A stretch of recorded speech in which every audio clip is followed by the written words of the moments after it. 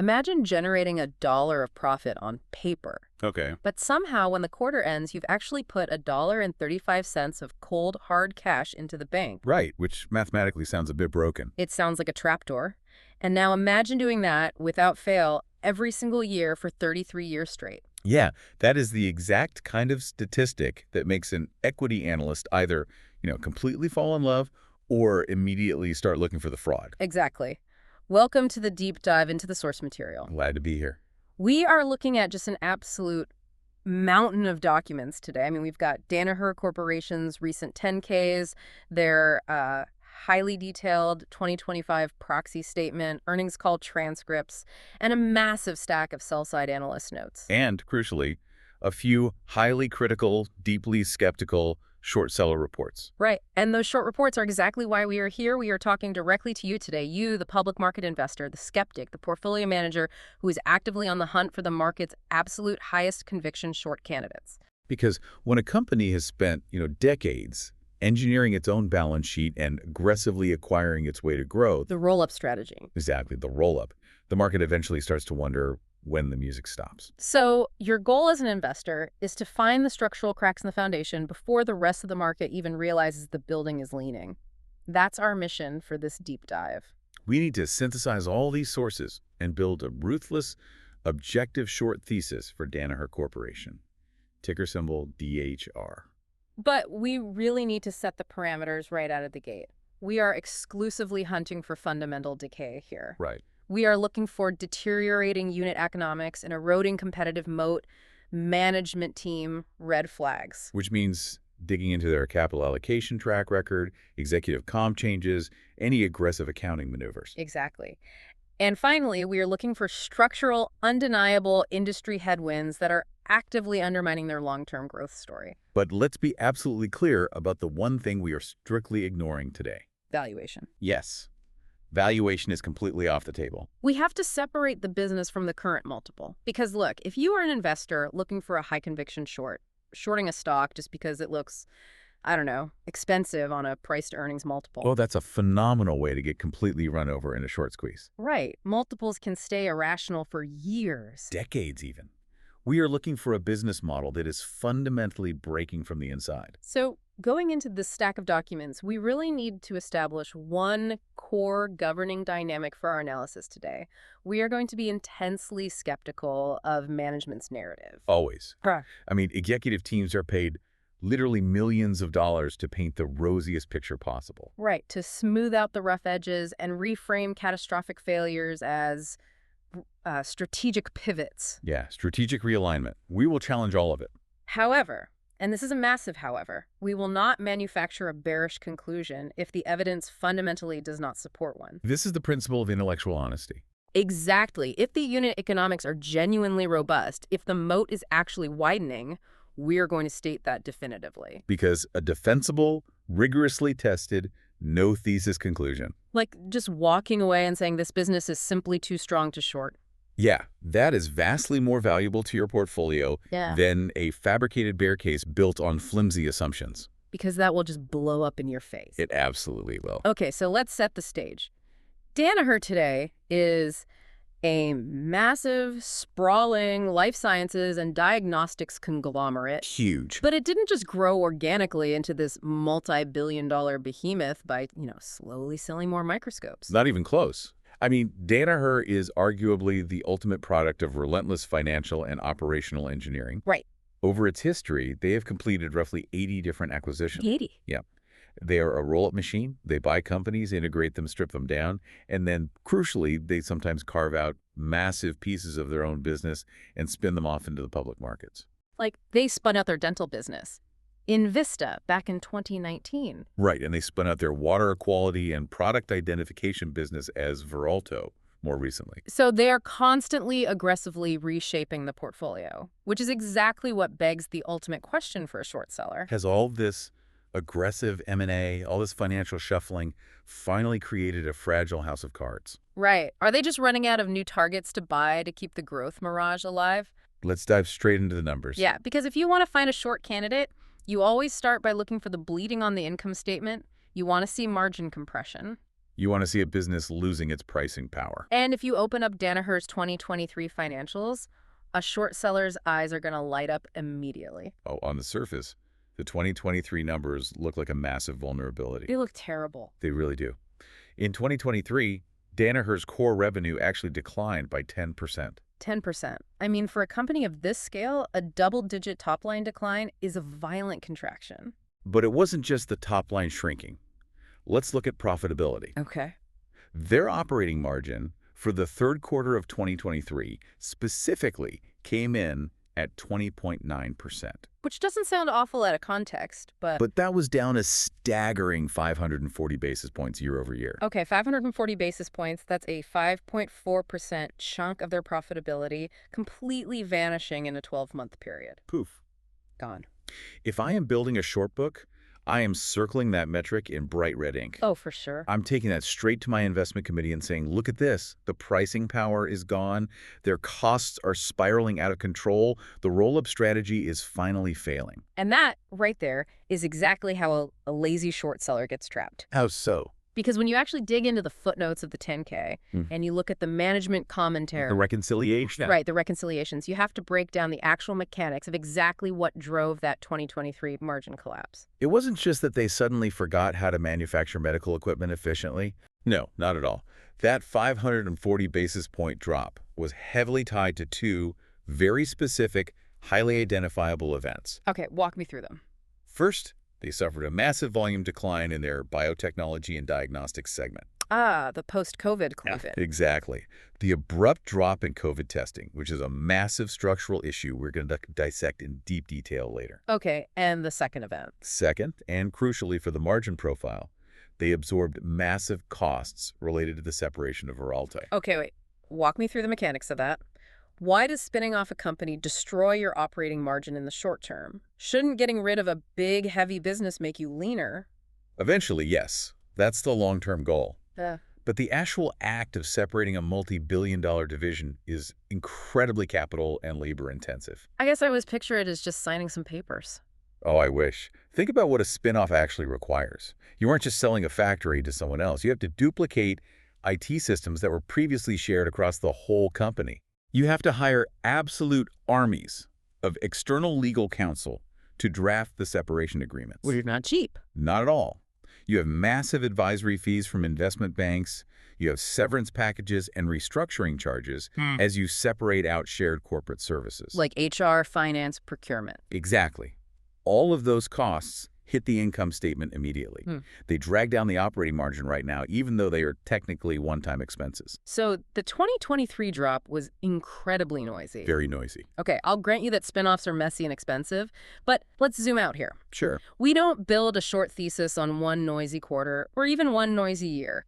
A true structural short candidate shows a multi-year secular decay in their core profitability. Right. So what does the broader, let's say, 8 to 10-year trend look like? And this is exactly where the bear case on unit economics starts to run into a very solid brick wall. Okay. If you look at their multi-year trajectory, it's actually staggering. Yeah. But in the completely wrong direction for a short seller. Give me the numbers. Let's look at the data from 2016. Back then, Danaher's operating margins were hovering in the mid-teens. If you look at the second quarter of 2017, for example, they were at 15.2%. Right, 15.2%, which is, a perfectly respectable margin for an industrial conglomerate. It is. Now, fast forward to the full year of 2024. Their adjusted operating margins came in at 28.6%. Wait, hold on.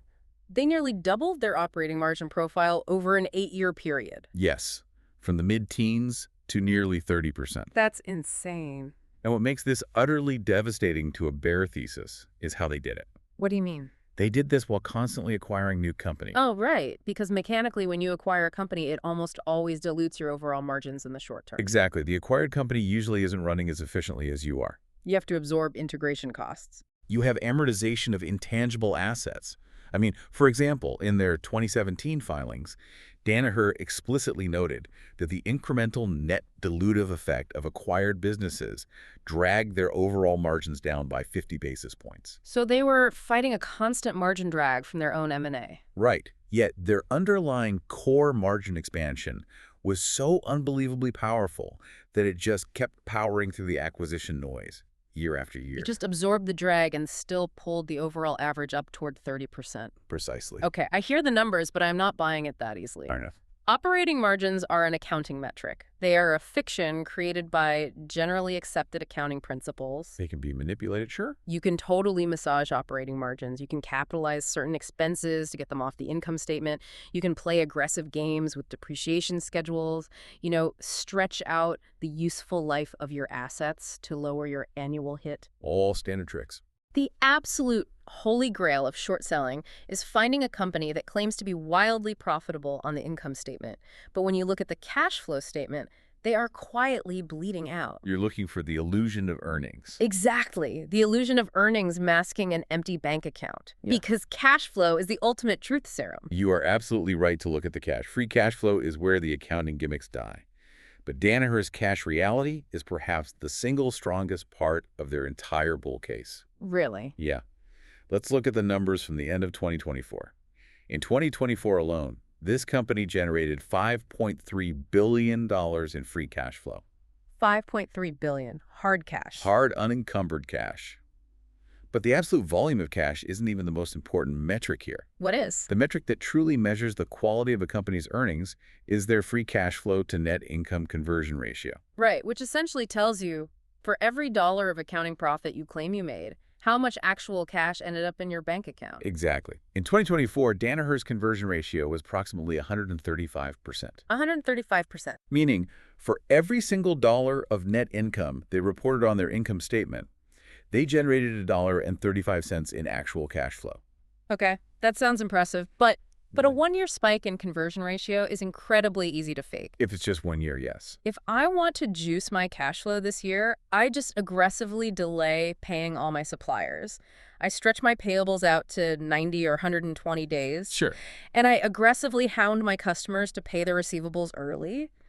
The cash balance spikes, the conversion ratio looks amazing, but it's just a working capital game. Right, and it reverses the very next year. Exactly. If it were a 1 year phenomenon, you would be absolutely correct to flag it as working capital manipulation. But it isn't 1 year. How many years is it? The year 2024 marked Danaher's 33rd consecutive year of generating a free cash flow to net income conversion in excess of 100%. 33 years. 33 consecutive years. Let's unpack the mechanics of why that matters so much. Yeah, please do. If a management team is aggressively faking their earnings, Like artificially inflating net income through accrual accounting gimmicks. right, recognizing revenue early, or hiding expenses, if they do that, the free cash flow conversion inevitably, mathematically, has to lag. Because the cash isn't actually coming in the door. Exactly. You can fake earnings for a few quarters, maybe even a few years, by manipulating working capital or accruals, but accruals eventually have to settle. You can't fake cash in the bank. And you certainly cannot fake cash in the bank for a third of a century. A 33-year streak of over 100% conversion is almost mathematically impossible to manipulate. It's the ultimate proof that the underlying earnings quality is pristine. Exactly. Okay, I'm going to push back hard on this. Let's hear it. I understand the math, but let's think about the operational reality here. 33 years of greater than 100% conversion doesn't just happen magically. No, it doesn't. Does this just mean they are aggressively, systematically underinvesting in the actual business? The starvation theory. Yeah. Are they deliberately starving their capital expenditures, their CapEx, just to juice their free cash flow metric for Wall Street? Right, because free cash flow is operating cash flow minus CapEx.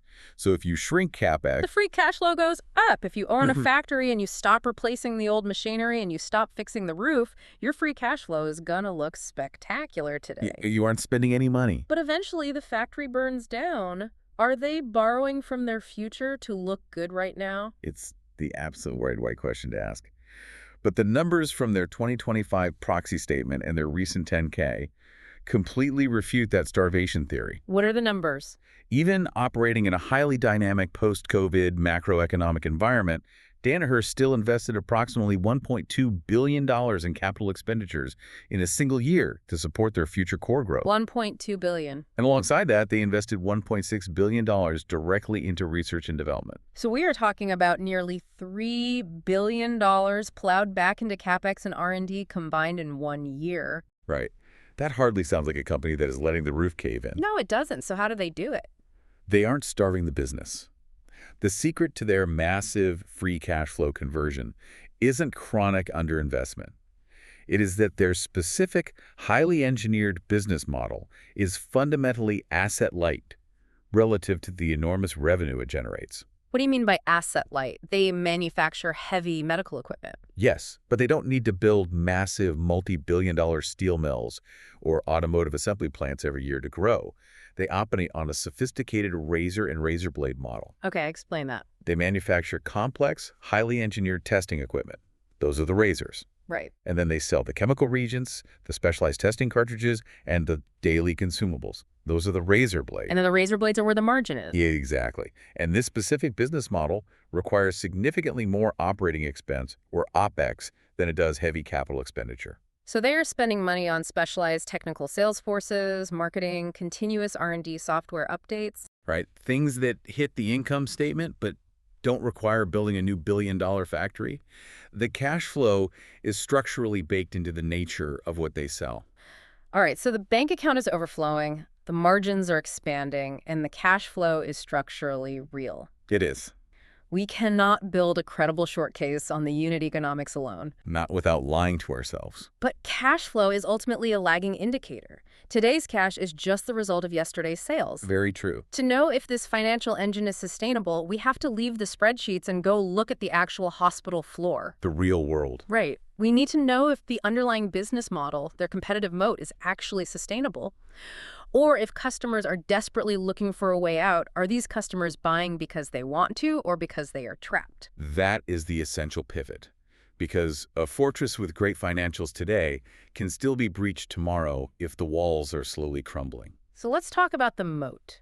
When you analyze Danaher's moat, it really rests on two distinct, highly engineered pillars. The first is their internal operating culture, which they call the Danaher Business System, or DBS. And the second? The second is their intense, almost fanatical reliance on recurring revenue. Let's start with DBS, because I have to be completely honest with you. Yeah. As an investor, when I read their presentations and they constantly bring up the Danaher Business System, my eyes roll into the back of my head. A lot of people react that way. They literally define it in their materials as common sense, vigorously applied. That is the tagline. That sounds like empty, meaningless corporate jargon. It sounds like a motivational poster hanging in a break room above a coffee machine. Hang in there. Right. Are you seriously telling me that a corporate slogan is a competitive moat? It is incredibly easy to dismiss it as HR jargon, and honestly, many lazy analysts do exactly that. But ignoring the absolute operational reality of DBS is a massive blind spot for a short seller. Okay, prove it to me. Why isn't it just a poster? Because it is a highly rigid, meticulously documented, almost militaristic integration and continuous improvement playbook. Militaristic. Yeah. It has its roots deeply in the Toyota production system. Remember we talked about those 80 acquisitions they've done? Right, the roll-up strategy. When Danaher buys a company, they do not just act like a private equity firm and leave the management alone as long as they hit their numbers. They don't just sit on the board and demand dividends. Exactly. When they acquire a target, they immediately deploy dedicated DBS Kaizen teams directly into the acquired company. Kaizen teams. Like continuous improvement experts. Yes. Let me give you the exact mechanics of how this works in the real world. Let's look at when they bought Powell Corporation, a massive filtration and separation company. Okay, Paul? At the time they bought them, Powell's margins were historically lagging behind their peers. Danaher didn't just tweak the spreadsheet or fire some accountants. They sent these DBS teams onto the actual factory floors. What did they physically do? They physically rearranged the manufacturing lines to reduce the number of literal steps a worker had to take to assemble a filter. Like tracing foot traffic? Yes. They standardized the procurement software globally. They consolidated Powell's fragmented raw material suppliers to force massive volume discounts. Classic operational leverage. They ruthlessly stripped out middle management bottlenecks. And they did this exact same physical and operational teardown with Nobel Biocare, with Cepheid, with Beckman Coulter. So you were saying it is a physical, operational reality and not just a management philosophy? The proof that it is real is sitting right there in the gross margin line. Okay. Across a portfolio of wildly different, wildly complex businesses. We're talking mass spectrometry, water quality testing, molecular diagnostics, biopharma filtration. Very different products. Completely different. Yet across all of them, DBS has driven consistent consolidated gross margins north of 55%. Wow. In 2023, their overall gross margin was 57%. That's high. You do not maintain 57% gross margins across a Frankenstein portfolio of 80 integrated companies through corporate jargon. Right, you can't talk your way to 57%. You do it because you have a relentless, systematized machine that knows exactly how to extract inefficiencies from any asset you feed into it. Okay, I will concede that their operational integration is a tangible mechanical advantage. It's real. It is. But a beautifully run, incredibly efficient factory still needs customers who are willing to keep coming back and buying the products. Absolutely. And that brings us to the second pillar of their moat. The recurring revenue model. This is arguably the single most critical structural shift in Danaher's entire corporate history. Let's look at the evolution of their portfolio, because it wasn't always like this, right? No, not at all. Back in 2015, recurring revenue, meaning the consumables, the reagents, the service contracts, that made up roughly 45% of their total portfolio. Which is decent. It is. But it means that 55% of your business, the clear majority, is still relying on selling heavy instruments or capital equipment. Right, those are one-time massive ticket sales. Your sales force has to hunt for and close those massive deals every single quarter just to keep the lights on. It's a treadmill. Exactly. And management recognized how incredibly vulnerable that treadmill is to economic cycles. So what did they do? Through a series of highly targeted acquisitions and organic product shifts, they aggressively engineered a massive scale-up of that recurring base. Give me the numbers. By 2021, recurring revenue had reached approximately 75% of the total portfolio. 75%. That is a huge shift. It is. Now, they have spun off a few businesses since then, specifically the Veralto Environmental and Applied Solutions business, which changed the math slightly. Because Veralto had a different recurring profile. Right. So in their 2023 base business, post-spinoffs, recurring revenue settled at a highly durable 57%. Okay. We briefly mentioned the razor and razor blade analogy earlier, but let's make it concrete for healthcare. Okay. We aren't talking about Gillette here. No. We are talking about the Nespresso machine model, but applied to mission-critical medicine. I like that analogy.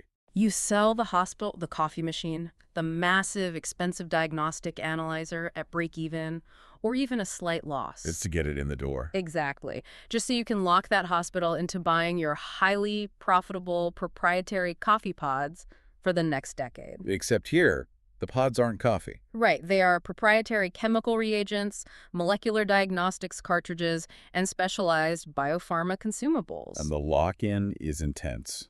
I mean, think about it. Once a massive hospital system goes through the absolute nightmare of installing a Beckman Coulter clinical chemistry analyzer, Training their staff on the software. integrating it into their electronic health records, Right. they aren't going to rip it out and swap it for a competitor a year later to save a few pennies. Never.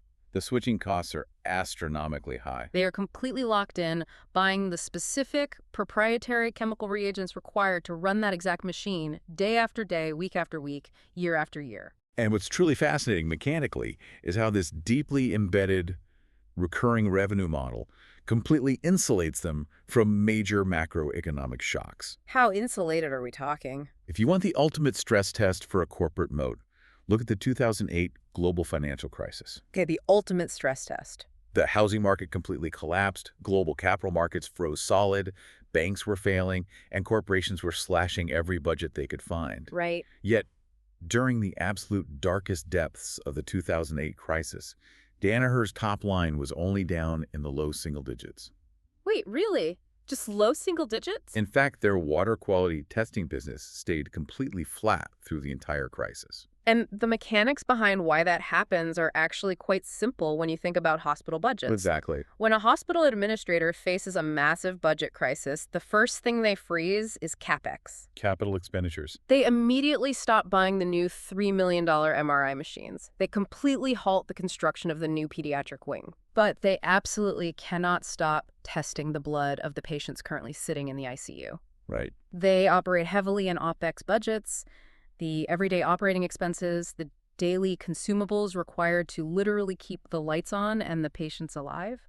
Danaher has specifically engineered their revenue to be tied to the daily, unavoidable necessities of life science, rather than discretionary capital investment. But this is exactly where I want to push the bear case. Go for it. Because there is a vulnerability here. What if the hospitals just stop buying the razor blades? Why would they stop? Not because of budget cuts, I mean because of a fundamental structural breakdown in the healthcare system itself. Okay. Right now, there is a massive, widely reported skilled labor shortage in global healthcare. That is very true. What if there are simply no trained lab technicians available to run these incredibly complex diagnostic machines? If the lab is empty because you can't hire anyone, the machines sit idle, and the recurring revenue stops instantly. It's a very logical, highly credible risk to flag. Thank you. The skilled labor shortage in healthcare is not theoretical. It is severe and worsening. The current data shows that greater than 15% of specialized clinical laboratory roles are currently completely unfilled in the United States. 15%. That is a massive daily operational nightmare for hospital administrators. It is. But Here it comes. if you actually understand how Danaher's equipment works, this labor crisis actually reinforces their competitive moat. Okay, explain that. How does a hospital lacking the employees to use your product possibly help you sell more product? Because the patient volume hasn't changed. People are still getting sick. Exactly. Hospitals still have to process the exact same number of patient blood samples, biopsies, and swabs. All right. If a hospital laboratory does not have the highly skilled human labor to manually prep a sample, mix the chemicals, and run complex multi-step assays under a microscope, What do? they are absolutely forced to rely more heavily on highly automated diagnostic solutions. Oh, I see. They desperately need machines where a lower-skilled, entry-level worker can simply load a plastic cartridge into a slot, press a green button, and walk away. The sample in, answer out automation. Exactly. And that exact automation is precisely what Danaher's flagship companies like Sophie and Beckman Coulter are built to provide. So the Nespresso analogy is actually perfect here. It really is. Yeah. You don't need a highly trained barista to make an espresso anymore. Yep. Anyone can push the button. So the skilled labor shortage isn't breaking their razor blade model. Yeah. It is dramatically accelerating the hospital system's reliance on Danaher's automated razors. Exactly.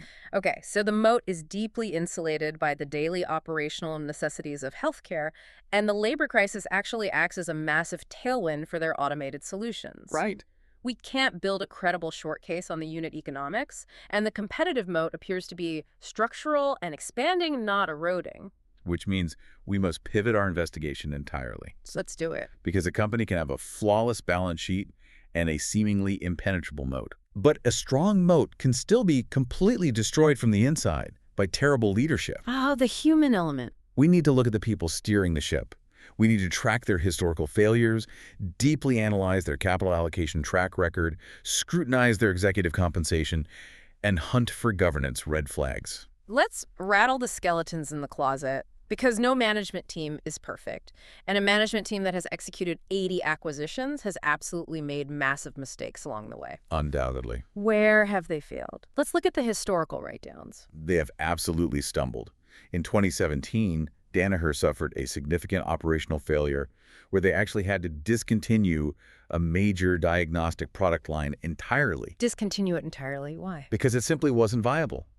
That failure resulted in immediate restructuring and impairment charges that hit their operating margin for a 40 basis point drag in the second quarter of that year. Ouch. Furthermore, later in that same year, they suffered significant trade name impairments and related productivity charges, specifically in their dental segment.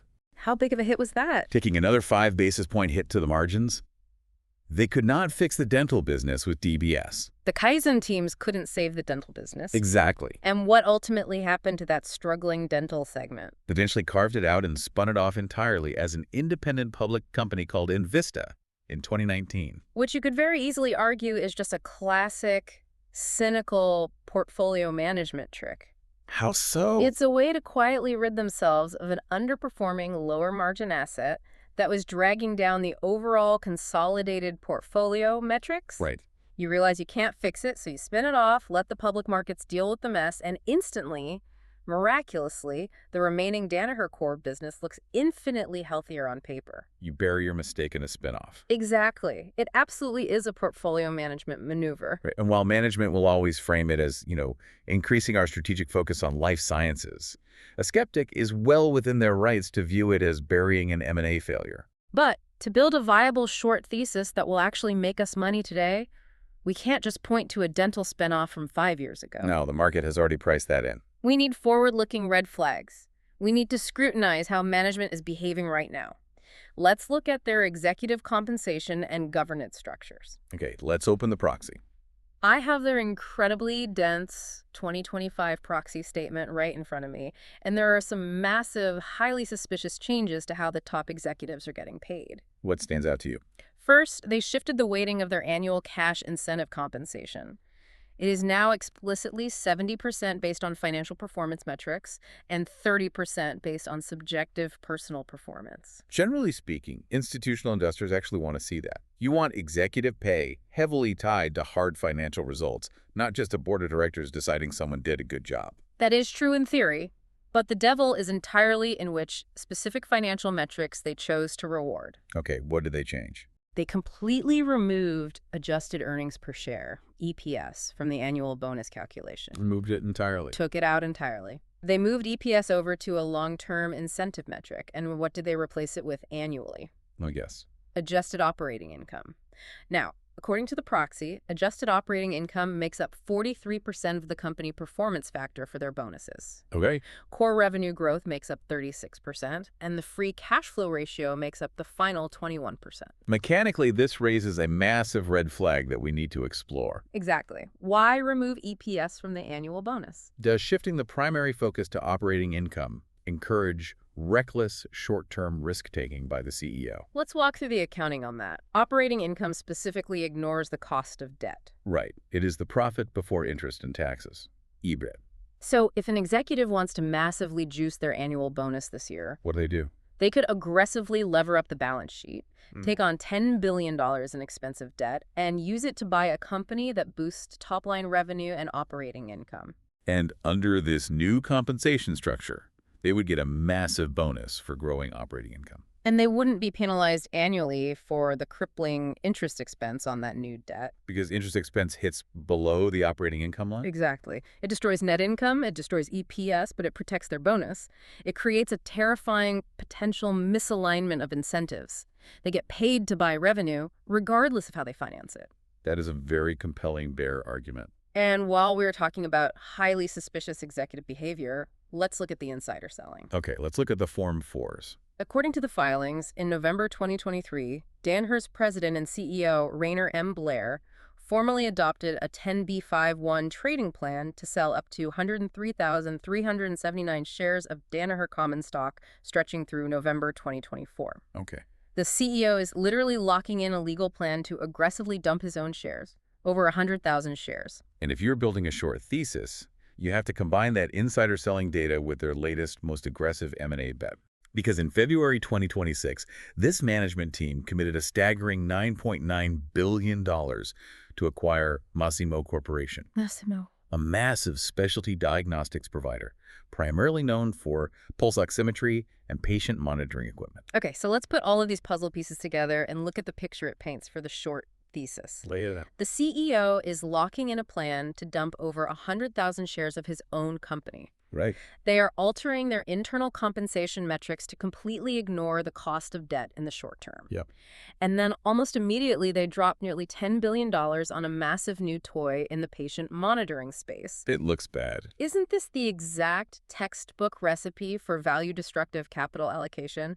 Is this massive Masimo deal simply an act of late-stage empire building by a management team desperate to buy growth? It's a very fair question. And let me push back on Masimo specifically. Pulse oximetry, measuring oxygen in the blood. My Apple Watch does that. Are they seriously paying almost $10 billion for a commoditized technology that consumer wearables are already doing just to buy a temporary revenue spike? You think it's just a commodity? Aren't they risking a massive multi-billion-dollar future goodwill impairment because they will absolutely never generate returns above their cost of capital on a $10 billion pulse oximeter company? It feels like peak cycle hubris.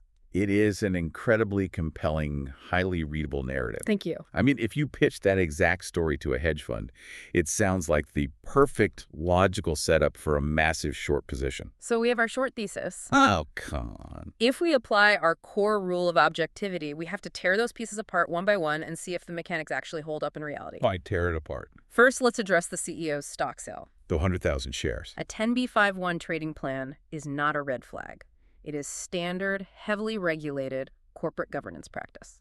But he's selling his own stock. It is a pre-scheduled, completely automated selling program specifically designed by the SEC to help executives avoid insider trading accusations. Right, so he can't be accused of trading on non-public info. Exactly. Executives like Rayner Blair are compensated almost entirely in equity. Eventually, for basic personal financial planning, they have to diversify their holdings. So you're saying he's just buying a house or something? Scheduling the sale of roughly 100,000 shares systematically over an entire year is not a panicked midnight dump of the stock because he thinks the company is failing. It's routine. Okay, I will concede the insider selling point. It's a 10b5-1 plan, I get it. But you cannot wave away the compensation shift. The EPS removal. Removing EPS from the annual bonus and ignoring the cost of debt is a structural change that encourages bad behavior. Let's look at the actual governance benchmarks. The compensation shift actually aligns Danaher much closer to standard peer practices. Who are their peers? They benchmark their compensation against the S&P 500 Healthcare Index, moving EPS to the Long-Term Performance Stock Unit Awards, the PSUs. Where it's measured over 3 years. Exactly. It now carries a massive 50% weight measured over a strict 3-year target. That actually forces the executives to focus on sustainable, multi-year profitability. Oh, I see. It prevents them from managing quarterly earnings per share with, aggressive share buybacks just to hit a single annual bonus. So it actually prevents short-termism. Yes. Furthermore, if you read deep into the proxy, they have outlined incredibly rigorous, no-fault clawback policies. Clawback, so they take the bonus back. These clawbacks are automatically triggered in the event of a financial restatement, even in the absolute absence of any executive wrongdoing. Wow, even if it wasn't malicious. Yes, the board is aggressively structurally discouraging short-term accounting manipulation. So the governance actually checks out on paper. It does. But you still have to defend a $9.9 billion acquisition of Massimo. That is an astronomical check to write. If they mess up the integration, if they overpaid by even 20%, that destroys massive shareholder value and drags their return on invested capital down for a decade. It is absolutely their biggest immediate execution risk. Walk me through exactly why Massimo is worth that multiple. Because, again, consumer tech is coming for patient monitoring. Integrating a $10 billion asset is incredibly difficult. But comparing Massimo to an Apple Watch fundamentally misunderstands the clinical mechanics. Okay, correct me. A consumer smartwatch, using a basic optical sensor, cannot provide continuous motion-tolerant clinical-grade blood oxygen data on a crashing patient in a neonatal intensive care unit. Okay, that's a very specific use case. Massimo's signal extraction technology, their SET pulse oximetry, is deeply embedded proprietary hardware. It uses adaptive filters to actually separate the true arterial signal from the venous noise when a patient is moving. So it's not just a little red light on your finger? No, it's integrated into the actual monitoring powers of thousands of hospitals globally. Okay, so the tech is real. It is. But more importantly, calling the acquisition a red flag requires you to completely ignore Danaher's 30-year, heavily documented track record of successful, deeply value-accretive M&A. Their roll-up history. Look at their history with scaling massive, multi-billion-dollar acquisitions like Cepheid in molecular diagnostics or Sativa in bioprocessing. They've done this before. Many times. Their DBS M&A playbook historically yields roughly a 20% return on invested capital. 20% ROIC is massive. In 2022, their overall consolidated ROIC was approximately 20%. So they aren't just destroying capital. This management team does not have a history of reckless, value-destructive empire building. The mechanics of their playbook are clear. What's the playbook? They buy established platforms, they send in the Kaizen teams to aggressively strip out redundant costs, they accelerate the specific R&D pipelines, and then they plug the new products directly into their massive, pre-existing global commercial sales engine. So assuming the Massimo deal will be a catastrophic failure is basically just betting against their 30-year track record. Exactly. It's pure speculation that contradicts 3 decades of hard numerical evidence. Okay, let's reset the board here. Right. We have rigorously interrogated the unit economics. We tried to find the bleeding, but instead we found 33 years of mathematically undeniable, massive free cash flow conversion. Pristine earnings quality. We have rigorously tested the competitive moat.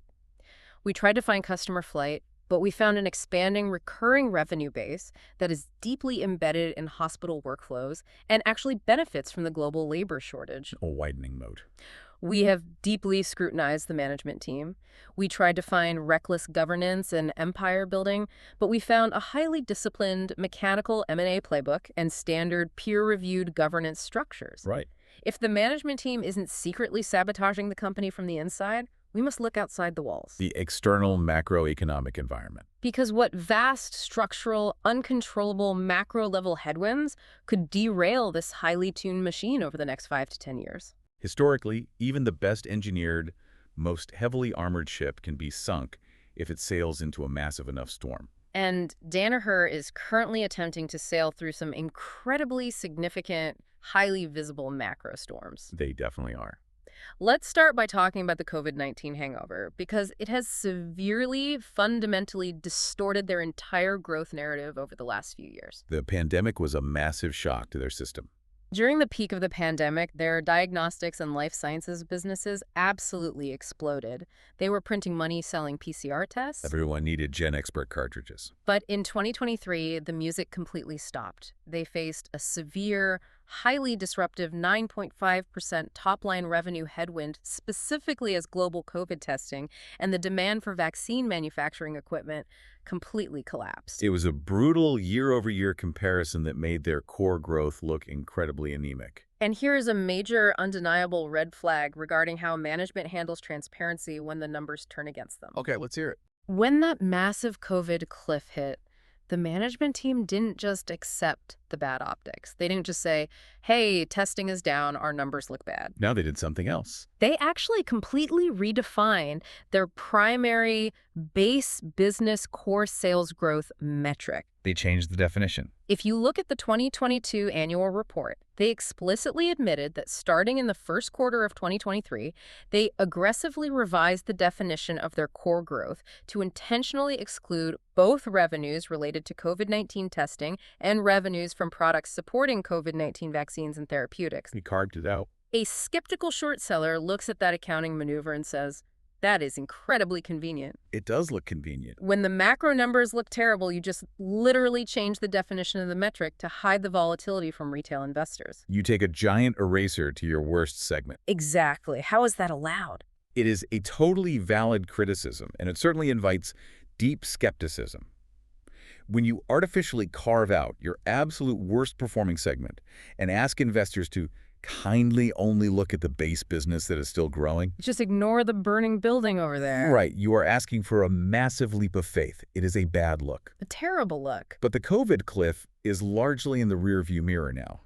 If we're looking for a structural headwind that will destroy value going forward, we need to talk about their exposure to China. China has been an absolute juggernaut of a growth engine for Danaher for years. Massive demographic tailwinds there. But the regulatory and macroeconomic environment over there has recently turned incredibly hostile to foreign medical device manufacturers. It's extremely hostile. Specifically, as we look at the internal projections heading into 2025, Danaher is facing a massive structural government-mandated change called volume-based procurement, or VBP. VBP, explain the threat there. To understand the threat, you have to understand the mechanics of VBP.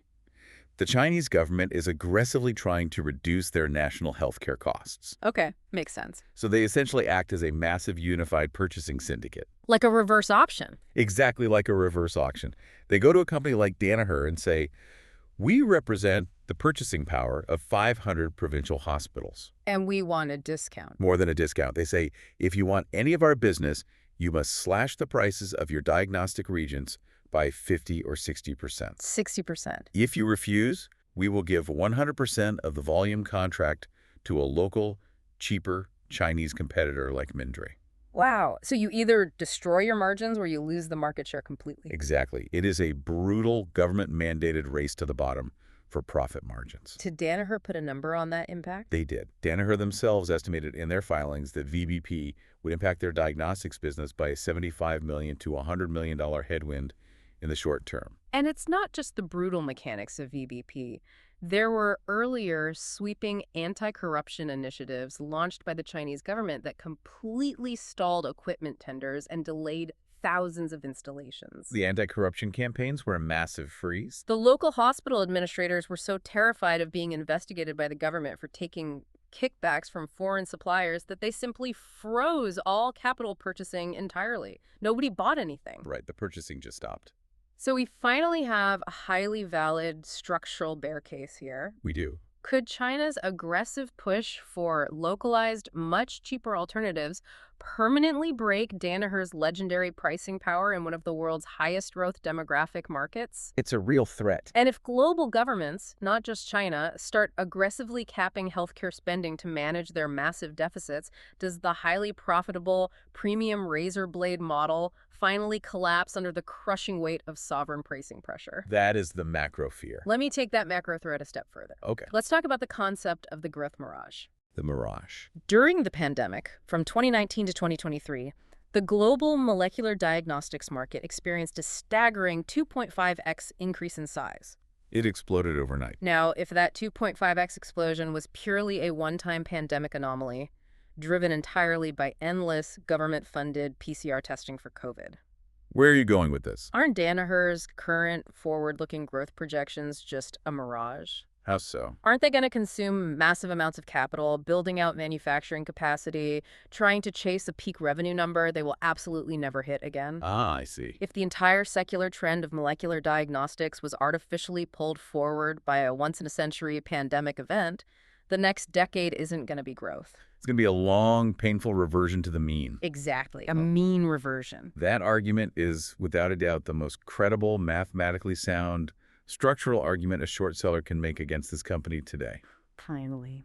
The massive COVID peak was an undeniable historical anomaly. Right. However, the fatal flaw in that short thesis is assuming that once the pandemic ended, the healthcare landscape simply reverted exactly to how it looked in 2018. You're saying it didn't. The pandemic fundamentally, mechanically, and permanently altered global healthcare testing infrastructure. Walk me through the mechanics of that. How does a temporary virus permanently change the infrastructure? Think about the physical installed base of machines. The razors. The razors. To handle the absolutely massive, unprecedented global surge in COVID testing, thousands of hospitals and small rural clinics worldwide desperately bought Danaher's molecular testing machines. Specifically, Cephide's GenExpert systems. Exactly. That physical installed base of hardware permanently expanded. Okay, but now COVID is over. Right. COVID testing volumes are finally normalizing back to baseline, but those expensive machines do not just disappear. They're sitting right there on the laboratory benches. Fully integrated into the IT systems, ready to be used. And crucially, those machines don't just run COVID tests. Oh, what else do they run? They are built to run Cephide's entire massive menu of diagnostic tests. Influenza, RSV, sexual health panels, hospital-acquired infections, tuberculosis. So the razor was essentially heavily subsidized and pre-installed during the pandemic. And now the hospital just has to buy the different plates. Wow. So the pandemic essentially funded a massive global rollout of their proprietary infrastructure. Exactly. It accelerated their hardware penetration by a decade. That completely flips the mirage argument. It does. Furthermore, if you are looking at 5 to 10-year horizons, you absolutely cannot ignore the ultimate unstoppable secular macro tailwind. Which is? Global demographics. The aging population. We are facing a rapidly aging global population. The macroeconomic forecasts clearly indicate that the human population over the age of 65 is going to essentially double between now and the year 2050. Double. And the medical reality is that 70% of all clinical health decisions start with a diagnostic test. Right. An older aging population mathematically requires exponentially more predictive care, more preventative oncology, and more chronic disease management. Which translates mechanically into significantly more diagnostic testing, millions of more tissue biopsies, and a massive increase in biomarker-based clinical trials for new drugs. Add in the major structural shift toward decentralized point-of-care testing. Meaning moving diagnostics out of the massive, slow central hospital laboratory and putting the testing machines directly into the local physician's office or the urgent care clinic. Which is exactly where Danaher has specifically positioned its GenExpert portfolio. Right. And you have a massive, highly durable, expanding floor for global testing volumes. So the China VBP pricing headwinds and the noisy COVID cliff? They are very real, very painful issues in the immediate term, but they are ultimately geographic and temporal speed bumps against a massive, multi-decade demographic tidal wave. Okay. We have rigorously, aggressively interrogated every single aspect of this company today. We have. We started by hunting for deteriorating unit economics and margin collapse. Yep. We tested the structural integrity of the competitive moat. We deeply scrutinized the management team for red flags, bad governance, and empire building. And we analyzed the macro-structural headwinds threatening their markets. We laid out the absolute best bear case at every single turn. We did our best. It is time for the final verdict. Okay. Based on our strict objective criteria, completely ignoring whether the stock's current multiple is expensive or not. Ignoring valuation. What is the conclusion for the public market investor listening right now? Is this a short? Applying our governing rule of strict absolute objectivity, the conclusion is overwhelmingly clear. Danaher Corporation does not merit a short position in your portfolio. Not a short. The bear case completely and utterly fails under rigorous mechanical scrutiny. The unit economics are spectacularly, fundamentally healthy. You simply cannot argue with 33 consecutive years of greater than 100% free cash flow conversion. It is the ultimate proof of earnings quality. The competitive moat is fully intact and aggressively expanding, driven by a highly engineered recurring revenue model that is deeply, permanently embedded in the mission-critical daily workflows of hospitals and biopharma labs globally. And the management. The management team is highly disciplined, deploying a rigorously documented M&A playbook that historically generates a massive 20% return on invested capital. What about the headwinds? While the geographic pricing headwinds in China and the noisy COVID hangover are undeniably painful in the short term, the massive structural tailwinds in global life sciences and human demographics vastly outpace them. So forcing a short here would be intellectually dishonest. Fabricating a bearish conclusion here, just to sound contrarian, would be fundamentally incorrect. The mathematical probability of secular, company-specific value destruction over a 5 to 10-year horizon is exceptionally low. A defensible, rigorous no thesis is infinitely more valuable to an investor than a fabricated one. You do not step in front of a 30-year compounding cash flow machine just because you personally think the PE multiple is a little too high. You will get absolutely run over by the cash flow. But as always, we never want to leave you without something to keep you up at night. Something to think about. Something new to mull over as you do your own independent research and build your own models. We have thoroughly established today that Danaher relies incredibly heavily on a relentless M&A roll-up strategy to keep growing. Buying massive companies, aggressively stripping out their costs with DBS, and pushing them into their network. But what happens if the very rules of the global economic game change? We are currently entering an era of increasingly aggressive, highly politicized global antitrust scrutiny. We definitely are. What if the FTC in the United States and the equivalent regulators globally simply decide to aggressively intervene against any further healthcare consolidation? It is the ultimate uncontrollable macro tail risk for a roll-up strategy. If the regulators simply step in and stop allowing them to buy new $10 billion companies like Massimo, what exactly happens to Danaher's vaunted compounding algorithm? can this finely tuned, highly aggressive M&A machine survive if it is legally no longer allowed to eat? It's a great question. It is the one massive crack in the foundation that you absolutely won't see on the balance sheet or the proxy statement today. But it might just be the exact regulatory pressure that fractures the entire system tomorrow. Keep looking for the cracks.